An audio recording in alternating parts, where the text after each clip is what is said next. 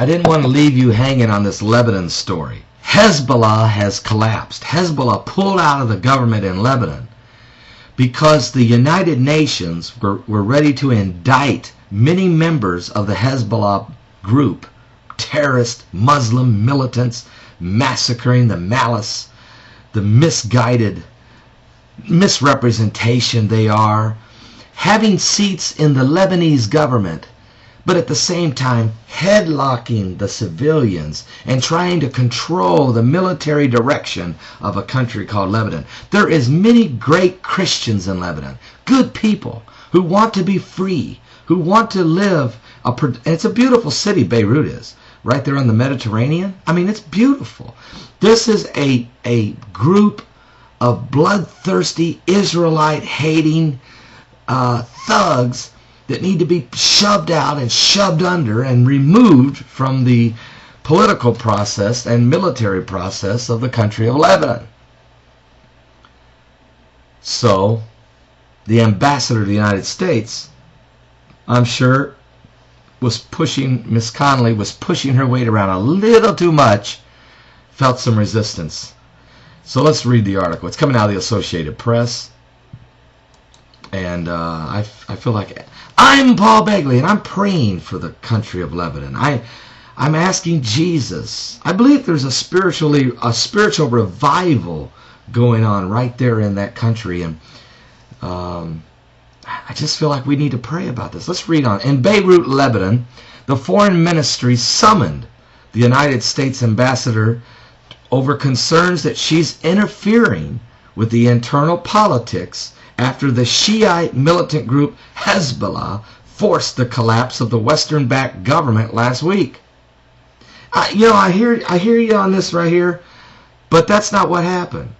Hezbollah did not force a collapse of the government. Hezbollah pulled out because they were about ready to be indicted, and the remnants of that government is trying to reestablish itself.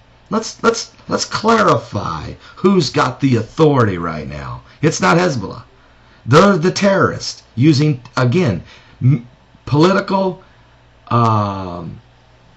diplomatic, and if need be, military terrorism to try to stop a democracy getting full hold there without them in the picture. Let's read on. The controversy stems from a meeting this weekend between the United States envoy and Maura Connelly and some of the lawmakers who is seen as key undecided lawmakers as Lebanon's political factions are scrambling to form a new government.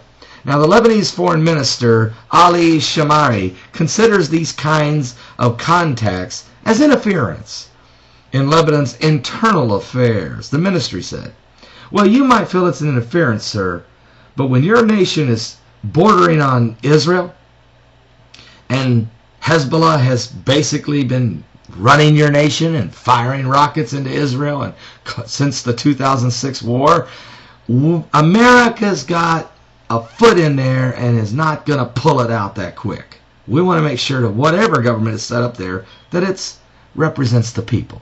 Okay? Now let's read on. After Monday's meeting, Connelly's office denied any interference. Right. And she explained to the foreign minister that the United States Embassy has regular contact with personalities from across the Lebanon political spectrum as part of its diplomatic mission. We're not trying to interfere.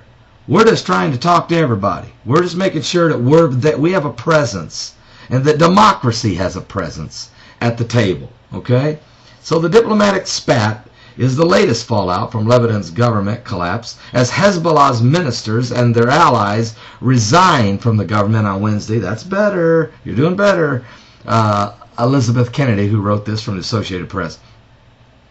So the diplomatic spat is the latest fallout from Lebanon's government collapse as Hezbollah's ministers and their allies resigned from the government on Wednesday in a dispute over upcoming indictments in the 2005 assassination of the former Prime Minister of Lebanon.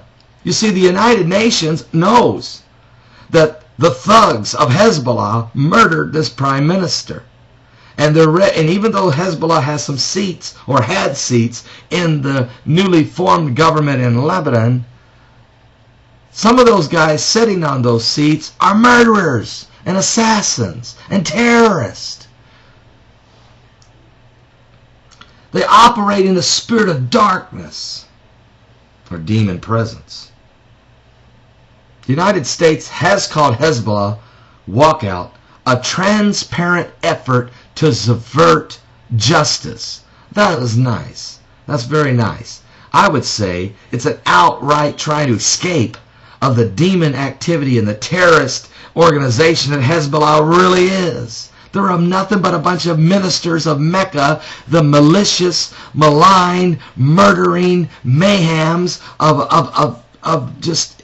Look, Hezbollah is terrorist with a capital T. Are you serious? Are you serious? How can I be more serious than to say that Hezbollah are thugs and thieves? Terrorists.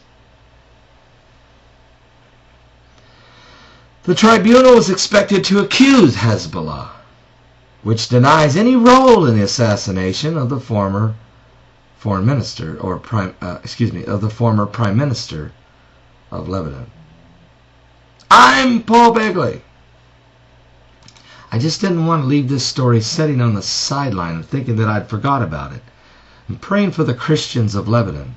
I'm praying for the country of Lebanon. I'm praying for the city of Beirt. I'm praying for a free people, a free democracy, one without terrorism, one without the presence of Hezbollah. I'm praying Hezbollah leaves that country, crawls back into the crevice and hole that it came out of, and that its dying ideology is eliminated, and that freedom reigns.